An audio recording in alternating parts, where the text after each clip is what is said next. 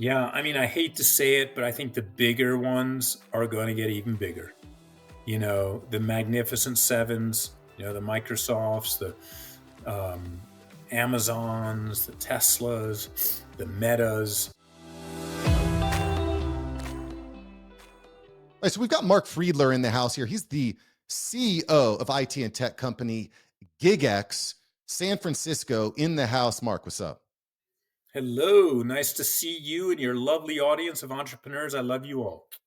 Oh yeah. Oh yeah, making it happen. This is going to be a big freaking year. 2024 is, I think, when it comes to tech, what's happening in San Francisco, AI, it's going to be a big game changer. I am curious though, Mark. We met at Entrepreneur Organization's Nerve event in Tampa. Um, and I've started to become a much bigger believer in the importance of community. I'm just kind of curious, where were you at in your business journey when you joined Entrepreneur Organization? What happened after you joined? Yeah, that was about 20 years ago, actually. I just moved to California from New York. A friend of mine said, "Hey, you should join this group. It's like group therapy for entrepreneurs." And it was great. There's a whole bunch of learning there. It's peer to peer. You're dealing with other founders who have businesses that are larger than $1 million. And you learn a lot of tools, tricks, knowledge, their speakers, their resources, their universities, and then you get into a smaller group of about 8 to 10 other founder CEOs in what's called a forum. It's a non-competitive, non-advice giving format where everyone can get kind of naked with each other and just share kind of the real stuff that happens I in didn't your know business. entrepreneur organization was a get naked together type of. Yeah, I didn't know it in a got down in like a in that. a Maybe figurative sense. In a figurative sense, yes, yes. So I mean, I think that's helpful, and I think I just moved from California a few years ago. I live in Reno, Nevada, right now, up by Lake Tahoe, and we moved up here a few years ago, and I'm like, I should probably rejoin EO because, my kids are grown. I don't have a network like that to plug into. My wife works remote. I work remote. And I'm like, hey, entrepreneurs are my people, right? So I rejoined EO. And just this past week, um, we had a dinner for our forum and their spouses, significant others. And my wife was like, what's up with this EO thing? And we had this dinner at another member's house.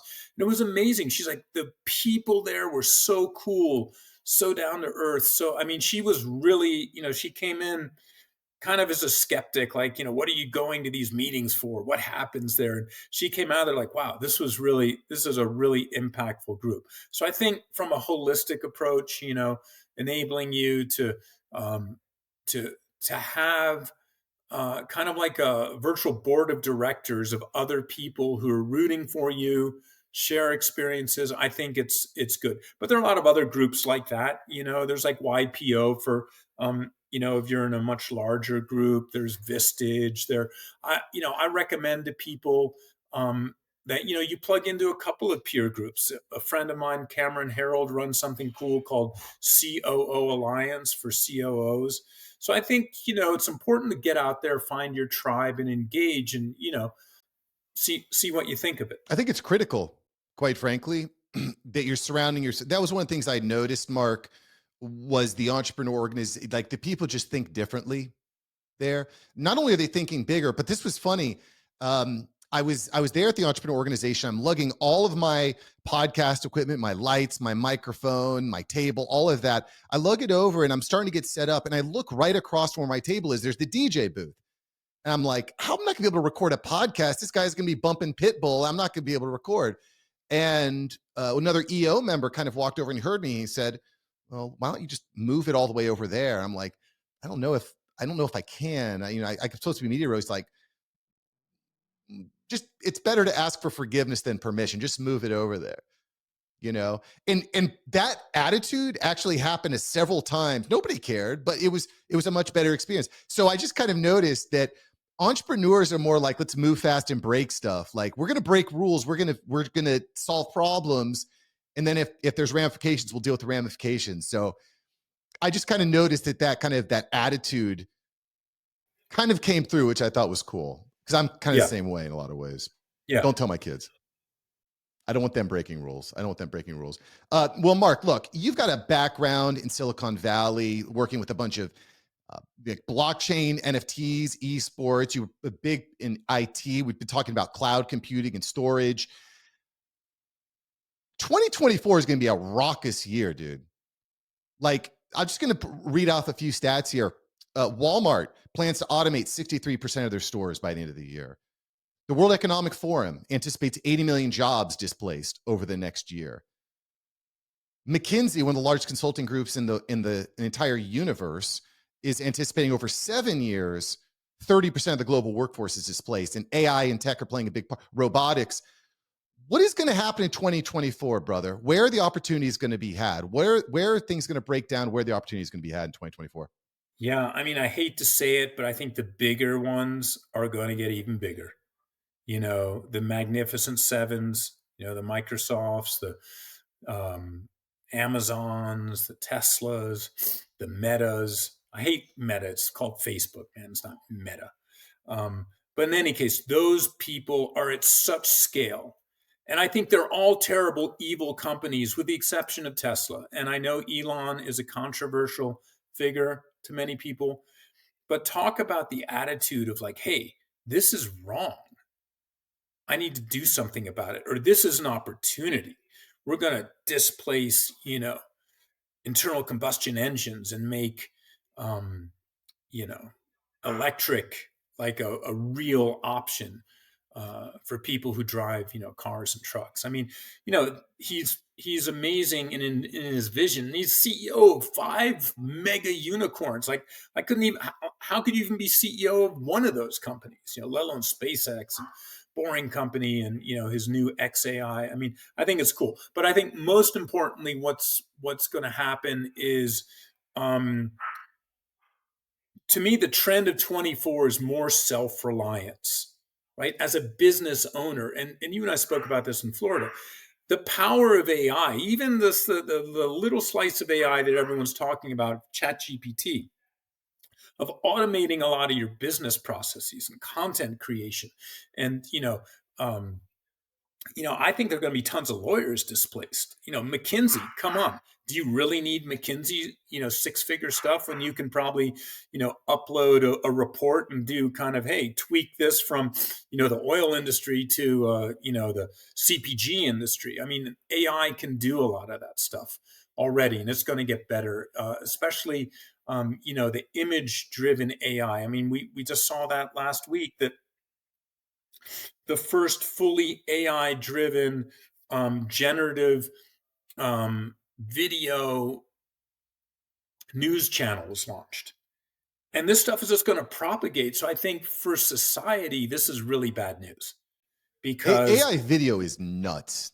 It is nuts. right. Well, AI video, AI imagery, all the stuff is nuts because it just erodes our ability to be sure that, what do you say? You see it and it's true, or I forget whatever the saying is. But I mean, you can't trust your eyes anymore, and given that, and then the political discord in the US and around the world, like this is just going to, I think when we look back, we're going to be, it's kind of like you look back at smoking, right? With a Marlboro Man, like, oh, that was so cool. Holy shit, what were we doing teaching our, kids that smoking was cool? Or, the food pyramid, the federal government's totally ridiculous. Yeah, eat lots of carbs and sugar. That's great for you.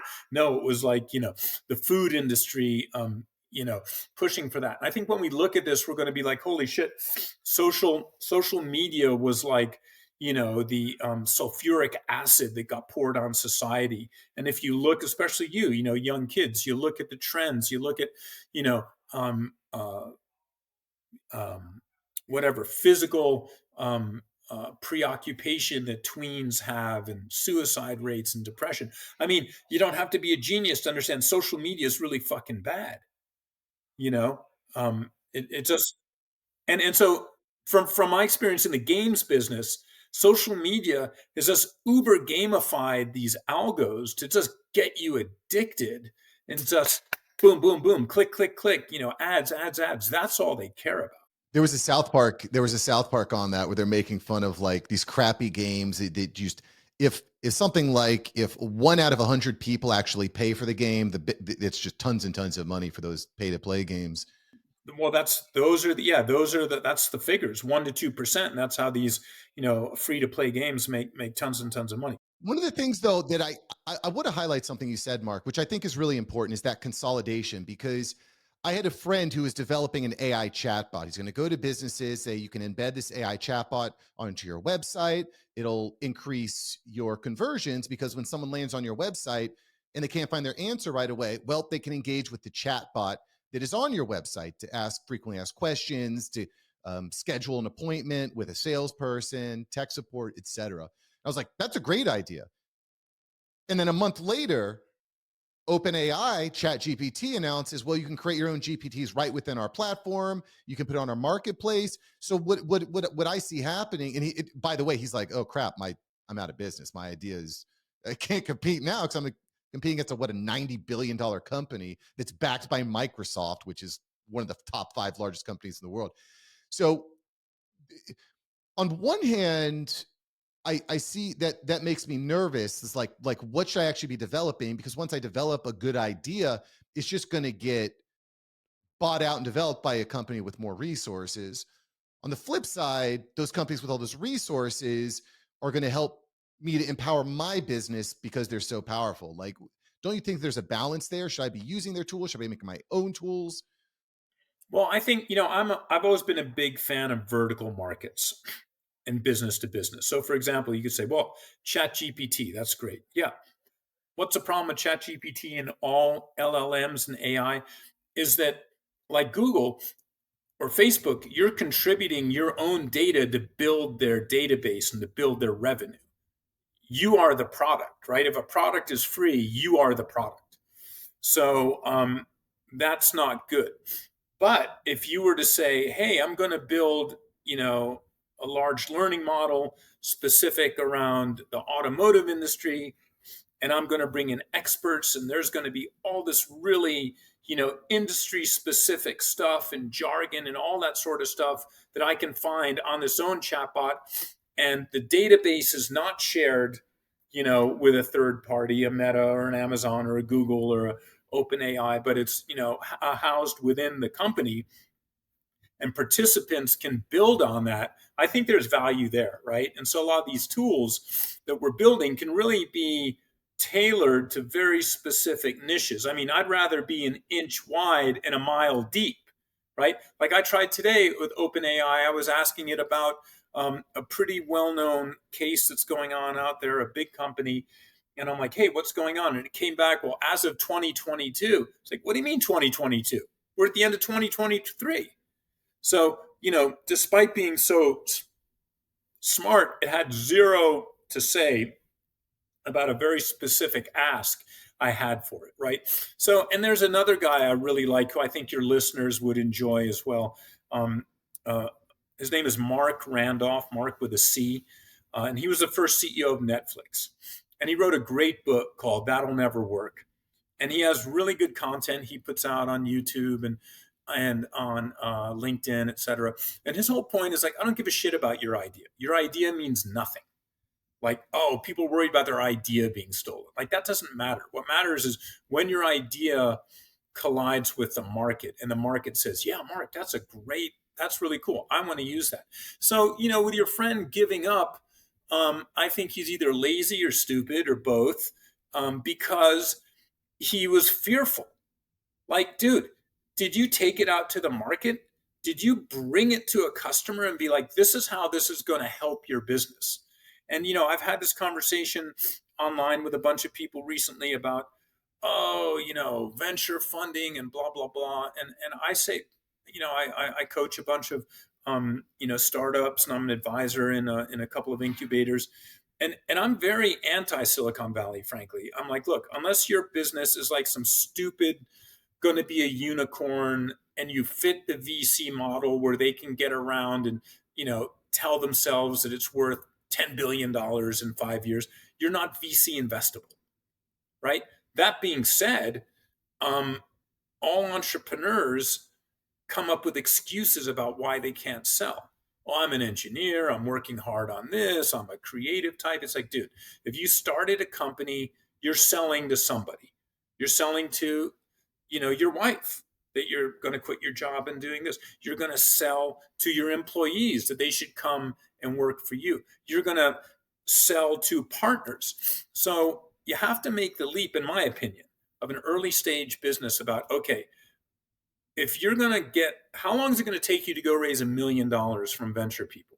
Unless it's your rich Uncle Abe, who'll write you a check right away. And that's great. That's the best way to raise money. People who and care about, and they can just stroke a check for you. That's great. But otherwise, I think entrepreneurs underestimate the time and effort it's going to take to raise money and overestimate the challenge of going to sell. So I had this conversation with a founder just this week. I'm like, dude, if you spent, he's like, oh, it's going to take me 2 months to raise money. I'm like, no, it's not. Budget a year, right? Maybe it takes less, but budget a year. So you take all your effort to go raise money for the next year. Can you control that outcome? No. One person who I commented on, he said, I had 181 meetings and we were about to run out of gas. And like the 181st was like, yeah, we'll give you a bridge loan. So here's a really intelligent person who bought a pretty interesting company. And I said to him, what if you had gone out and had 181 sales meetings? Like my favorite tool, and I've done this in 3 of my startups, is I have an early access program. And I go out and say, hey, Mark, do you think this product can help you? Yeah, I think it's great. It's like, okay, great. You're going to be one of our first 5. In exchange, I'm going to want some testimonials. I'm going to want you to help me, with feedback on the business. And in exchange, I'm going to sell this to you for 70% off, right? Instead of it being 20 grand a month, it's going to be 6 grand a month. But I need you to pay for a year. You're going to get a year's worth of our service for 70% off. And since you're passionate about what we're doing and we think we can help your business, can you be a reference? And you'll be like, yeah, sure, I'll do that. Well, 6 times 12, that's $72,000. You do that 5 times, there's Well, yeah, so this is a $350,000. problem, Mark. I feel like everyone is always chasing that huge payday, right? Oh, if only I got on Shark Tank, if only I landed the million, 10 million, the VC. But I'm with you, man, with what you're saying. I'm not saying that we shouldn't shoot for the stars, but like, I think that there's a lot of excuses that we give ourselves as to why it won't work instead of just putting the damn effort in. It was Bill Gates who said you underestimate, you overestimate what you can do in 1 year and you underestimate what you can do in 10. It's those reps. Like I had to, I'm actually wear this as a badge of honor. I had to produce 800 YouTube videos before I made my first dollar from YouTube. Wow. 800 fucking videos. Most people are not going to do that. Most Yeah. people are not. But But I'm now it's hungry. long tail, and now it boosts your business moving forward that you did that. Brother, every single client that I have, every single dollar that I've made, every single stage that I've got on is because of the media content. It's hard to connect it ROI dollar for dollar, but every single one. The reason I know you is because of my podcast. The reason again, every single one. But yeah, you need to put in the work. You need to get on the damn phone and make some sales. Stop putting off what is actually going to make you some money. That is commonality between all entrepreneurs I've spoken with. If I ask, well, what do you do? Get on the phone with someone that might buy your stuff and you sell them. Yeah, I mean, like, your fellow Floridian right down the street from you, Grant Cardone. Um, he's he's a controversial guy, but he wrote that book, The 10X Rule. And the 10X rule is basically 10X your efforts.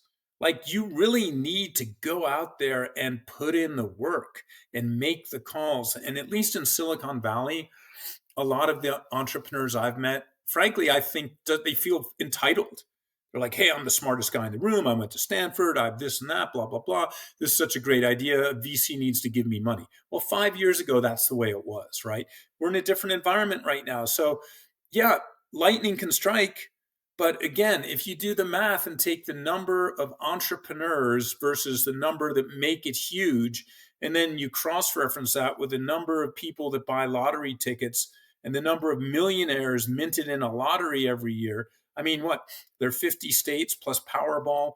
Every week there's a winner, right? So 51 times 300, 51 times 52. That's what? That's 2,500 millionaires a year, from winning the lottery. And everyone tells you, oh, you have a better chance of being hit by lightning than winning the lottery. Well, it's 2,500 millionaires a year who friggin' win the lottery. So what I'm saying is, going back to that entrepreneur who had 181 VC meetings, if he had 181 sales meetings, he was now in control. Instead of meeting a bunch of douches who are like, oh, yeah, that's not a great idea, or I've seen that before, he's wasting his time. I guarantee you, if he had been out there hustling, he would have had at least a 10% close rate, at Well, and least. you also prove it. You have more receipts to bring to the table because you have a market. You've proven that there's interest. And do you want to give away? I mean, the reason why most investors want to be seed investors is because that's the most leverage, right? They put in the least amount of money and get the most equity. Whereas, every $1 million of revenue in a business, I'm not talking about something crazy like ChatGPT, but just rule of thumb, every $1 million of revenue is $10 million of valuation. So if you can figure out how to generate $1 million of revenue, now all of a sudden, you're on paper, you're worth $5 million. Now you're worth $15 million. Wouldn't you rather be selling a slice of your company at a $15 million valuation than at a five? Because that early equity gets super expensive. And I'm sure you've spoken to lots of people who've done early deals. Then they have this investor on board they can't get rid of, and it's really painful. It's really expensive. And so, the other thing too that I'm a big fan of is for profitable businesses, and I mean not like bullshit profit, like real profitable businesses, I would not go do an equity round. I would go do debt funding. So, one of the other companies that I consult with, it's a reorg and finance company out of New York. We do debt funding a lot for profitable businesses. If they're looking to raise between 10 and 300 million, like in today's world, you know what? That might cost you 10 to 12%. But if that's going to help you accelerate your revenue such that you can go raise equity at a much higher valuation, that's a much better deal. But people have it mixed up in their head like, oh my gosh, then I have to pay interest on that. Well, yeah, what do you think you're paying for your equity? Right? If you become a unicorn, and what the joke about, there's that graffiti artist who did the first like graffiti in Facebook. And the guy got paid in early equity. He was like a multimillionaire for doing a couple of drawings, right? That worked out great for him. But if that was your company and you gave away, equity to get office chairs, and your company got really successful, those are the most expensive office chairs you ever got. So I think it's important that what's kind of blows me away is that in Silicon Valley, there's very little diversity of thought. Like everyone thinks, oh my gosh, I have to go do the funding VC round. It's like people don't ask themselves why. What do you mean? What other options are there? And I think if an entrepreneur, if you sit down and you sketch that out and look at other options, most of the time you're going to realize, hey, venture angel funding isn't the right path for my business. It sounds to me like you're saying that these people that chase VC funding are just pansies. They're scared. They're fearful. They're running from something, They're which is, sheeple. or maybe they don't believe. Maybe you just don't believe in your work. Maybe you don't believe in your project. I don't know. Shots I mean, fired. look, let's be honest, dude. And I know you want to talk about crypto, and I spent 7 years in crypto, and I know a ton of all the people in that and all these companies. The grift, the scam, the bullshit in crypto is just off the chart. But I'll tell you what, it's not that much worse in Silicon Valley. I know companies that are just total friggin' scams that raised huge amount of money, because they were in Y Combinator. And our good friend Sam Altman, the what Time Magazine CEO of the year, he ran Y Combinator for like 10 years. And the ultimate insider trading grift are these VCs that are like, hey, Mark, get in on this deal with me. And because you have access. So, I mean, the fact that OpenAI raised that amount of money at this stupid, stupid $90 billion valuation only has to do with Sam Altman, because he was probably the most connected to all the VCs out there and they all played the game with him. Well, he's really, I don't know, like when they had the dev day at OpenAI and they were releasing, I was like, wow, this is sick. Like, this is great. And then a week later, they're firing him, then they're bringing him back. And like, I don't know. I think Sam Altman is pretty important to that company. He's a leader for sure. But to your point, insider trading, I'm not as ingrained there with the insider trading, but he's definitely well connected. He definitely has the respect of his staff and the membership there. I like ChatGPT quite a bit. It's probably one of my favorite tools. Yeah. Dude, the name of the company is Open AI, right? So you're gonna open source some software that, Google's on it, Meta's on it, Microsoft's on it. No one's sitting there letting OpenAI rule the roost. And some investors somehow justified to themselves that this company is worth $90 billion dollars in a hyper competitive market. Once Google really starts going, I mean, Microsoft just came out, with um, its new AI assistant just, recently. Like Microsoft has the biggest install base of everyone on the planet. And once they just turn all that on, they're going to be making real money. OpenAI doesn't really have a way to make money. Well, Microsoft is the biggest, if I'm not mistaken, one of the biggest shareholders in OpenAI. I think they have a seat on the board, maybe. I don't know the exact makeup, but they're Well, yeah, now they do. And also Microsoft is one of the first investors in Facebook. I mean, Microsoft is it's a really sharp, amazing company. Sure. Sure. But what I'm saying, when people talk about OpenAI and blah blah blah, that is, that's the moonshot. And they've reached the moon, which is awesome. But that's not relevant for you and me or the people listening to the show. You're not going to be fucking open AI. Sorry, buddy. It's not going to happen. yeah. Well, build it, sell it to people, to companies, to clients, to customers, prove it. And I think that's when you're going to see the biggest. But I will say this before we close out here. 2024 is going to have a lot of opportunity. It's going to be chaotic. There's going to be massive problems. There's going to be a lot of opportunity, ladies and gentlemen. AI is not going anywhere. This is not NFTs 2.0. This is different. This is world changing stuff. The world is going to look so different in just 3 years.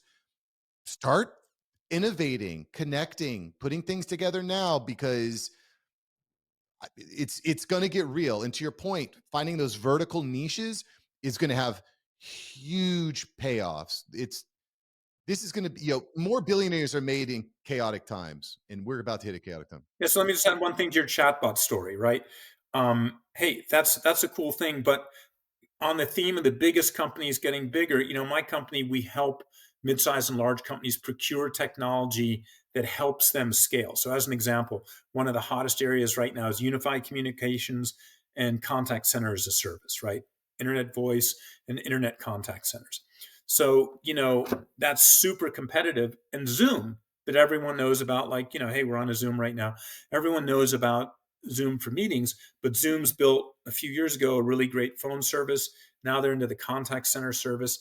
And I was at a presentation at their headquarters a month ago, and they were talking about, and I thought this is a really great term, they're talking about toggle tax. And they're like, okay, you have your phone over here, you have your meeting over there, you have your chatbot over here, you have your AI over there. Wouldn't you rather have it all consolidated? Right. And that's what they're trying to do. They're trying to bring all these services that you're going to need into a single platform. And I worked at Oracle once upon a time, and Oracle did that too. They're kind of like, hey, we're going to throw another log on the fire and sell you something else because you're already doing all this business with Oracle. Let's have you buy something else. So I think that's the trend. The bigger companies are definitely going to get bigger, and they're going to try and make it easier for you and me to do what we need to do inside of a single platform. They're not doing that because they're nice. They're doing that because they want to get more market share.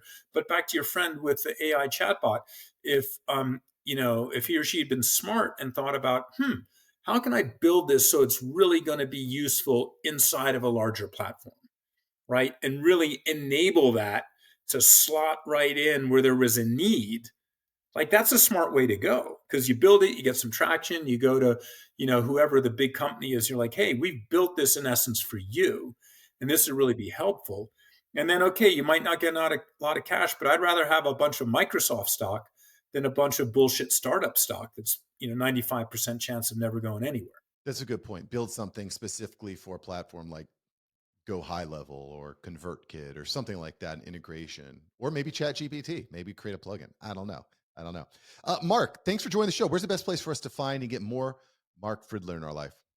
Yeah, so I'm here. I'm simple. All my socials, Twitter, LinkedIn, Instagram. It's all at Mark Friedler, MarkFriedler. You can find me, yeah, like I said, on LinkedIn.